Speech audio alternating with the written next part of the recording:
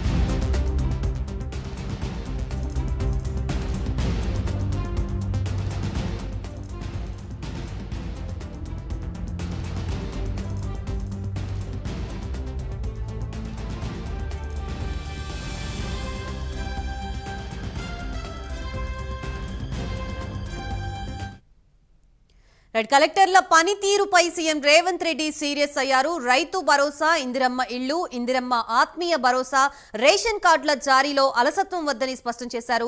అలసత్వం వహిస్తే వేటు తప్పదని సీఎం రేవంత్ రెడ్డి హెచ్చరించినట్లుగా తెలుస్తోంది. ప్రస్తుతం ఇదే అంశానికి సంబంధించి మనకి పూర్తి సమాచారం అందించడానికి మా ప్రతినిధి చందు లైవ్ ద్వారా సిద్ధంగా ఉన్నారు. చందు,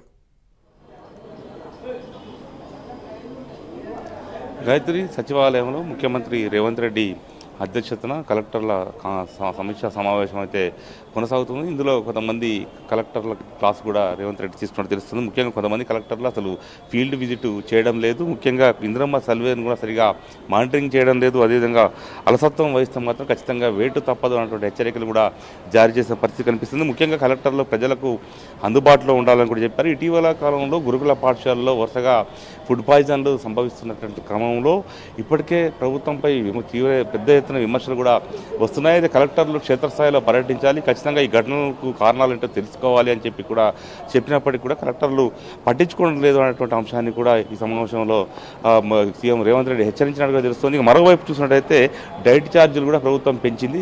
ఛార్జీలు పెంచినా కూడా ఎందుకు మెరుగైనటువంటి నాణ్యమైనటువంటి భోజనాన్ని అందించలేకపోతున్నాం అనే అంశాలన్నింటినీ కూడా ఈ యొక్క సమావేశంలో అడిగి తెలుసుకున్నారు. మరోవైపు చూసినట్టయితే ఐఏఎస్లు అంతా మహిళా ఐఏఎస్లు కూడా ఉమెన్స్ హాస్టల్లో నిద్ర చేయాలి, అక్కడ ఉన్న సమస్యలు తెలుసుకునే ప్రయత్నం చేయాలని చెప్పినప్పటికీ కూడా పెడచెవిన పెడుతున్నారు అన్నటువంటి అంశాన్ని కూడా ఆయన కలెక్టర్ దృష్టికి తీసుకొచ్చారు. మరోవైపు చూసినట్టయితే కొంతమంది కలెక్టర్లందరినీ కూడా హాస్టల్లో నిద్ర చేయాలని చెప్పారు. ఈ క్రమంలో యాదాద్రి భువనగిరి జిల్లా కలెక్టర్ హనుమంతరావును సీఎం రేవంత్ రెడ్డి ప్రశంసించారు. ఆయన అన్ని హాస్టళ్లలో నిద్ర కార్యక్రమాన్ని కూడా చేపట్టిన నేపథ్యంలో ఆయనను ప్రశంసించినట్టు కూడా తెలుస్తుంది. మొత్తంగా చూసినట్టయితే ప్రభుత్వం అనేక కార్యక్రమాలు చేపడుతున్నప్పటికీ కూడా సరైనటువంటి మైలేజీ ప్రభుత్వానికి రావడం లేదు అనే అంశాన్ని కలెక్టర్ల దృష్టికి తీసుకొచ్చారు. ఖచ్చితంగా కలెక్టర్లు అంతా కూడా ప్రతి విషయంలో క్షుణ్ణంగా పర్యవేక్షించాలి, ఫీల్డ్ విజిట్ చేయాలి, ఫీల్డ్లో తిరగాలి, సమస్యలను తెలుసుకోవాలి, ఖచ్చితంగా బాధ్యత వహించాలి ప్రతి అంశానికి అనేటువంటి విషయాన్ని కూడా కలెక్టర్లకు దిశానిర్దేశం అయితే రేవంత్ రెడ్డి చేస్తున్నట్టుగా కూడా మనకు తెలుస్తుంది. మరోవైపు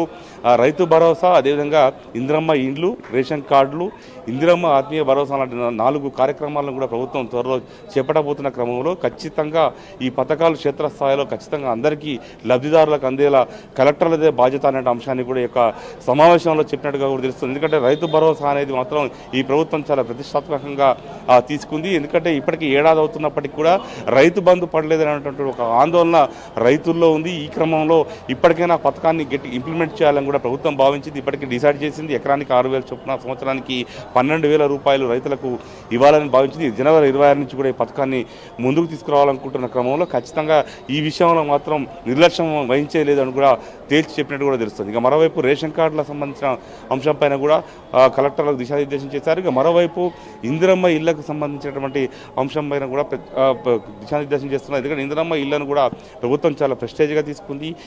ఒక్కో నియోజకవర్గానికి 3,500 ఇల్లు ఇవ్వాలని కూడా నిర్ణయించింది. ఒక్కొక్క ఇంటికి 5 లక్షల రూపాయల ఆర్థిక సహాయం కూడా లబ్ధిదారులకు అందించబోతున్నటువంటి క్రమంలో ఎక్కడ కూడా అలసత్వం వహించవద్దు, పారదర్శకంగానే ఇందిరమ్మ ఇల్లు ఇవ్వాలి. ఇప్పటికే ఇందిరమ్మ ఇందిరమ్మ కమిటీలు వేసాను, కలెక్టర్లు మానిటరింగ్ చేయాలని చెప్పినట్టు కూడా కలెక్టర్లు పెద్దగా పట్టించుకోవడం లేదు. ఇందిరమ్మ సర్వేలకు సంబంధించిన దాంట్లో కూడా పెద్దగా మానిటరింగ్ చేయడం లేదు అనేటువంటి విషయాలన్నింటిని కూడా కలెక్టర్ల దృష్టికి సీఎం రేవంత్ రెడ్డి తీసుకొచ్చినట్టు తెలుస్తుంది. ఎందుకంటే ఇందిరమ్మ ఇళ్ల విషయంలో మాత్రం ఎక్కడ ఎలాంటి ఆరోపణలు రావద్దన్న అంశాన్ని కూడా కలెక్టర్లకు చాలా సీరియస్గానే చెప్పినట్టు తెలుస్తుంది. ఇక మరోవైపు ఇందిరమ్మ ఆత్మీయ భరోసా కింద వ్యవసాయ రైతు కూలీలకు 12,000 రూపాయలు సంవత్సరానికి ఇవ్వాలని కూడా ప్రభుత్వం భావిస్తుంది. దీనికి సంబంధించి ఏదైతే ఉపాధి హామీ జాబ్ కార్డులు ఉంటాయో వాళ్ళందరినీ కూడా క్షేత్రస్థాయిలో కలెక్టర్లదే బాధ్యత కాబట్టి ఖచ్చితంగా ఇందులో అర్హులకు మాత్రమే ఆ పథకాన్ని వర్తింపజేసేలా కలెక్టర్లు చొరవ తీసుకోవాలి, ఖచ్చితంగా బాధ్యత వహించాలి, పర్యవేక్షించాలనే అంశాలన్నింటినీ కూడా ఈ యొక్క సమావేశంలో కలెక్టర్లకు దిశానిర్దేశం అది చేస్తున్నారు. ముఖ్యంగా చూసినట్టయితే ఈ హాస్టల్స్ సంబంధించినటువంటి విషయంలో మాత్రం అలసత్వం వహించేయలేదు.